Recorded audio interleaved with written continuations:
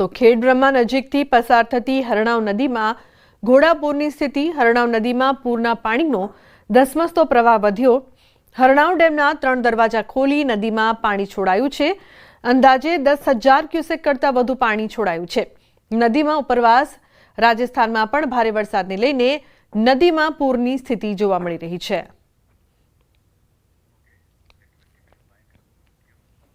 સાબરકાંઠા જિલ્લામાં વરસાદી માહોલ। ખેડબ્રહ્મા સહિત ગ્રામ્ય વિસ્તારમાં ભારે વરસાદ। તો લક્ષ્મીપુરા, તાંદલિયા, દામાવાસ, કલોલ, નાકા સહિતના ગ્રામ્ય વિસ્તારમાં વરસાદ। ભારે વરસાદને લઈને નદી નાળાઓ છલકાયા છે। તો ખેતરોમાં પણ પાણી ભરાયા છે। વરસાદી પાણી ભરાયા છે તો હરણાવ નદીમાં પણ સતત પાણીની આવક વધી રહી છે।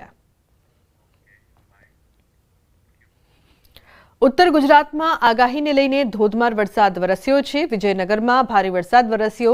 વિજયનગર નદી નાળા પણ 2 કાંઠે વહેવા લાગ્યા છે। સવારના 4 થી 8 વાગ્યા સુધી 60 મિલીમીટર વરસાદ વરસ્યો છે। ભારે વરસાદને લઈને ખેતરો બેટમાં ફેરવાયા છે। ડાંગર, મગફળી, કપાસ અને શાકભાજી જેવા પાકો ડૂબી ગયા છે। ખેતરો પણ જાણે કે નદી વહેતી હોય તેવા દ્રશ્યો દેખાયા છે। સાબરકાંઠા ઉપરવાસ અને રાજસ્થાનના ગ્રામ્ય વિસ્તારમાં સતત વરસાદને લઈને નદી 2 કાંઠે વહી રહી છે। વિજયનગરની હરણાવ નદી 2 કાંઠે વહેતી થઈ છે। સરસવ ગામે પીએસસી સેન્ટર, પ્રાથમિક શાળા તેમજ કોલેજમાં ઘૂસ્યા વરસાદી પાણી। રસ્તાને બંને સાઈડ અને ઘરોમાં પણ પાણી ફરી વળ્યા છે। વિજયનગરથી ખોખરા રોડ સતત વરસાદને લઈને સવારથી અવરજવર બંધ છે। તમામ તંત્ર પણ ઘટના સ્થળે પહોંચી ગયું છે। હજુ પણ સતત વરસાદી માહોલ જોવા મળી રહ્યું છે। અરવલ્લી ભિલોડાની ઇન્દ્રાસી નદીમાં વૃદ્ધા તણાઈ। રતનબેન ભગોરા નામના 70 વર્ષીય વૃદ્ધા નદીના ધસમસતા પ્રવાહમાં તણાયા હતા। કિશનગઢની કડવા ડુંગળીની વૃદ્ધા ગઈકાલે બપોરથી નદીના પાણીમાં લાપતા। પરિવારજનોએ તેમની શોધખોળ શરૂ કરી છે।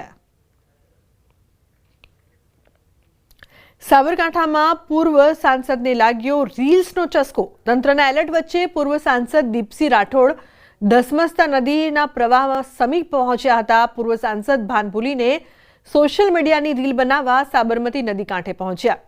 68 વર્ષની ઉંમરના પૂર્વ સાંસદે તંત્રની અપીલના ધજાગરા ઉડાવ્યા। ધસમસતા પ્રવાહ નજીક રીલ્સ બનાવવા સાબરમતી નદી કાંઠે પહોંચ્યા।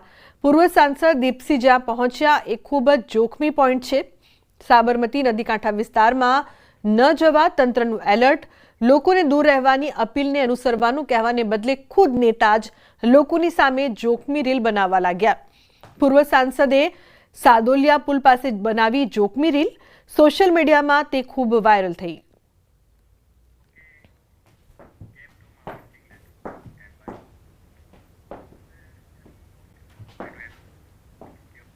તો હવે વાત કરીશું વરસાદની।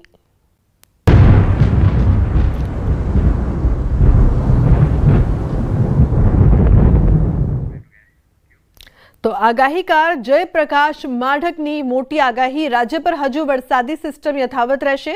ટ્રોપિકલ સાયક્લોન ભારત તરફ આગળ વધતું જાય છે। 27 ઓગસ્ટની આસપાસ બંગાળની ખાડીમાં પહોંચશે। ભારતના મોટા ભાગના વિસ્તારમાં તોફાની વરસાદ પડશે। ગુજરાતમાં પણ તેની અસર વર્તાય તેવી સંભાવના છે।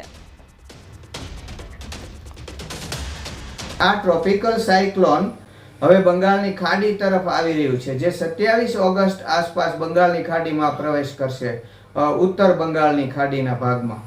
અને જો કે વચ્ચે વિયેતનામમાં એ લેન્ડફોલ કરવાને લીધે નબળું પડી ચૂક્યું હશે, પણ અરબ સાગરનો ભેજ મળતા જ એ ફરી સક્રિય થઈ જશે। અને કેટલું ખતરનાક થઈ શકે છે એની વાત કરીએ તો 28 થી 30 ઓગસ્ટ વચ્ચે મજબૂત ડિપ્રેશન બનશે કે તેનાથી પણ વધુ ડીપ બની શકે છે।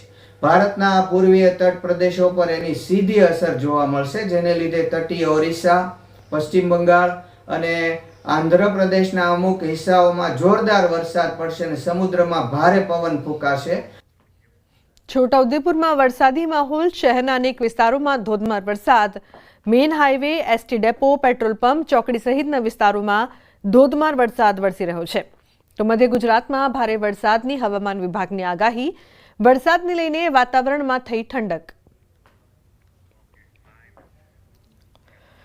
ઉપલેટાના ગઢાડા ગામનો કોઝવે ધોવાયો છે. ઉપલેટા પાસે આવેલ મોજ નદી પરનો ડેમ ઓવરફ્લો થતા કોઝવે ધોવાયો છે.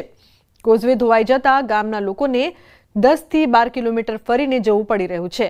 ઉપરવાસમાં પાણીનું વહેણ વધી જતા નીચેનો કોઝવે ધોવાયો છે. તો હાલ રસ્તો બંધ કરી અવરજવર ન કરવા માટે તંત્રએ તાકીદ કરી છે. રાજસ્થાનના ટોંક જિલ્લામાં ભારે વરસાદ બાદ અનેક ગામોમાં પૂર જેવી સ્થિતિ સર્જાઈ છે. અહીં રાહોલી ગામમાં ડેમ તૂટવાથી ગામમાં પાણી ઘૂસી ગયું. અચાનક પાણીનો પ્રવાહ આવવાથી ઘરો અને દુકાનો 6 ફૂટ સુધી પાણીથી ભરાઈ ગયા. વરસાદી પાણી ભરાઈ જવાથી કરોડોનું નુકસાન થયું છે. પાણીના જોરદાર પ્રવાહમાં ઘણા પશુઓ તણાઈ ગયા છે. ઘરો અને દુકાનોમાં પાણી ભરાઈ જવાથી સામાન વરસાદના પાણીમાં ડૂબી ગયો છે. પ્રશાસને રાહત અને બચાવની કામગીરી કરી છે. મધ્યપ્રદેશના મંડલા જિલ્લામાં સતત વરસાદના કારણે નાળામાં પાણીનો પ્રવાહ વધ્યો છે. ગ્રામજનો પોતાનો જીવ જોખમમાં મૂકીને નાળા પાર કરતા જોવા મળ્યા. કેટલાક લોકો પગપાળા વહેતા પાણીને પાર કરતા જોવા મળ્યા, જ્યારે ક્યાંક લોકો હાથમાં બાઇક લઈને પાર કરવાનો પ્રયાસ કરતા જોવા મળ્યા હતા, જ્યારે કેટલાક લોકો ટ્રેક્ટરની મદદથી નાળા પાર કરી રહ્યા છે. છત્તીસગઢમાં સતત વરસાદના કારણે નદીઓ અને નાળાઓમાં પાણીનો જોરદાર પ્રવાહ. મંડલાના ડિંડોરી અનુપપુરમાં સ્થિતિ વકરી. સતત વરસાદના કારણે નર્મદા નદીનું જળસ્તર અચાનક વધી ગયું છે. નર્મદા નદીનું પાણી ભયજનક સપાટીને વટાવી ગયું છે. નાનો રાપતા પુલ સંપૂર્ણપણે ડૂબી ગયો છે. પુલ ઉપરથી લગભગ 2 ફૂટ પાણી વહી રહ્યું છે. લોકો આ પુલ પર ચાલવા માટે આવતા હતા. હવે પુલની બંને બાજુ બેરિકેડ્સ લગાવી દેવાયા છે. નર્મદા નદીના જળસ્તરમાં વધારાના કારણે મહિષ્મતી ઘાટ પાસે બનેલા નાના મંદિરો પણ પાણીમાં ડૂબી ગયા છે. અચાનક આવેલા પૂરના કારણે વહીવટીતંત્રે નર્મદા કિનારે રહેતા લોકોને સતર્ક રહેવા અપીલ પણ કરી છે. તો મધ્યપ્રદેશના મોરેનામાં છેલ્લા કેટલાક દિવસોથી સતત પડી રહેલા વરસાદના કારણે ચંબલ અને ક્વારી નદીઓમાં પૂરની સ્થિતિ છે. 1 ડઝનથી વધુ ગામના રસ્તાઓ સંપૂર્ણપણે બંધ છે. મંદિરના મેળામાં હાજરી આપવા આવેલા શ્રદ્ધાળુઓ મંદિરમાં જ ફસાઈ ગયા હતા, જેમને એસડીઆરએફ ટીમે બચાવી સલામત સ્થળે લઈ ગયા હતા. ચંબલ નદીમાં અચાનક આવેલા પૂરના કારણે ચંબલ નદી ભયના નિશાનથી 1 મીટર ઉપર પહોંચી ગઈ છે. જમ્મુના જાવેદનગરમાં તવી નદી નજીક વરસાદે ભયંકર તબાહી મચાવી છે, જ્યાં ઘરો પત્તાની જેમ ધરાશાયી થઈ રહ્યા છે. સતત 1 અઠવાડિયાથી થઈ રહેલી ભારે વરસાદથી 16 ઘરો તવી નદીમાં વહી ગયા. રહેવાસીઓ ઘરોમાં તાળા મારી પોતાનો જીવ બચાવવા માટે સ્થળ છોડીને ચાલ્યા ગયા. લોકોનો આક્ષેપ છે કે પ્રશાસન હજુ સુધી કોઈ પગલાં નથી ભરી રહ્યું. તો તબાહીના દ્રશ્યો. જાવેદનગરમાં 16 ઘરો તવી નદીમાં વહી ગયા છે. જમ્મુ કાશ્મીરમાં કઈ રીતે વરસાદે તબાહી મચાવી છે. લોકો ઘર છોડીને સુરક્ષિત સ્થળે સ્થળાંતરિત થઈ રહ્યા છે. જમ્મુમાં વરસાદનો ભારે કહેર જોવા મળી રહ્યો છે. ઘરો છે તે પૂરમાં વહી ગયા હોય તેવા દ્રશ્યો પણ સામે આવ્યા. તો બીજી તરફ પ્રશાસન તરફથી યોગ્ય મદદ નથી મળી રહી તેવું પણ ત્યાંના લોકો કહી રહ્યા છે. आशियाना छोटा हो या बड़ा हो, जब बह जाता है तो दुख बेहद ज़्यादा होता है. मेरी मौजूदगी जम्मू के तवी नदी के नज़दीक जावेदनगर इलाके में है, जहां पर आई तेज़ बाढ़ से बेहद ज़्यादा नुकसान हो गया. बता दें कि ये जो इलाका आप देख रहे हैं, यहाँ पर ये जो मिट्टी का मलबा तवी में ढह गया है, ये सिर्फ मलबा या मिट्टी नहीं थी, ये घर थे लोगों के.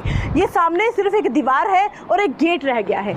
यहाँ इसका जो पिछला हिस्सा मकान का था वो पूरी तरीके से ढह गया है. सिर्फ और सिर्फ गेट नज़र आ रहा है. मतलब साफ है कि ये जो कुदरती आपदा आई है, इसका हर एक को नुकसान हुआ है. खासकर तवी नदी के नज़दीक रहने वाले लोगों का नुकसान हुआ है. मेरे साथ यहाँ पर कुछ लोग मौजूद हैं, उनसे मैं बात करूँगी. आपको बता दें कि सर, मैं सबसे पहले आपसे जानना चाहूँगी कि लगातार ये बारिशें आ रही हैं, तो आप भी यहाँ पे रहते हैं, कितना नुकसान हुआ है? कल पानी आया, उसके पहले भी पानी आया. तो मैम हम यहाँ पे मकान में खड़े थे, छत में, हमारे नज़रों के सामने 4-5 मकान गिर चुके थे. तो मैम जब कल पानी आया तो कल हम यहाँ पे काफ़ी लोग खड़े थे, मीडिया वाले भी आए थे. तो मैम एक तो मकान वो गिरा है सामने, दूसरा मैम ये गिरा हुआ है. बिल्कुल.